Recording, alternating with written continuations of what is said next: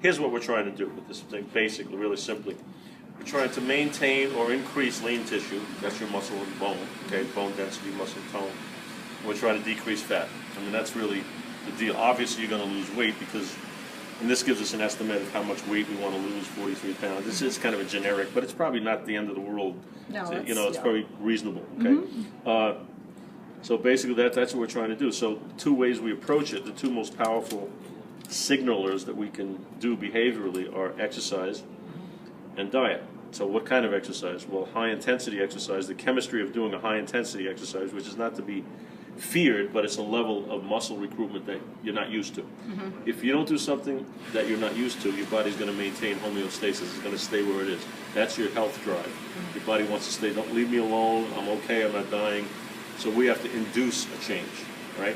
So we have to make a chemistry happen that you're not used to, or it's at a different level with regard to storing fuel and using fuel that's different than what it is. Okay, I mean, that's as simple as it is, as complex as you want to make it. That's really what happens. Okay, so externally we're going to measure body composition, and that's going to tell me internally or metabolically if we're doing the right stuff. Okay. I mean, that's as simple as it gets, and I can go into any kind of detail you want, but who cares?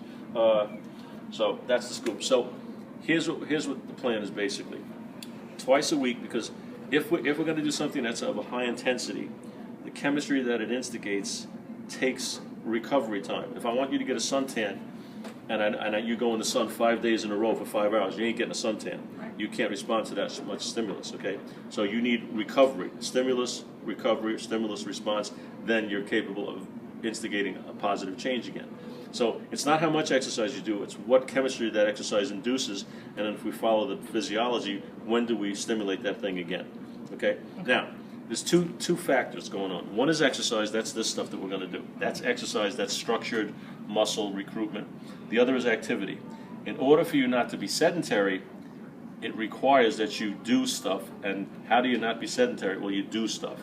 Now, other things like walking, cycling, things like that, I consider them activity, not exercise. Okay. But those are important, not just for the calorie burn, and the calorie burning thing is really misleading. Okay? Basically, it's not a thermodynamic calories in, calories out, because it depends on what the calories do that you take in to your chemistry. We're trying to change your hormonal milieu, your hormonal status. Okay? That's going to really direct us either towards fat burning or fat storing. And, you know, with women, it's a little more complicated, but basically, if we can keep insulin down, if I injected insulin into you every day, that's a surefire way to make you fat.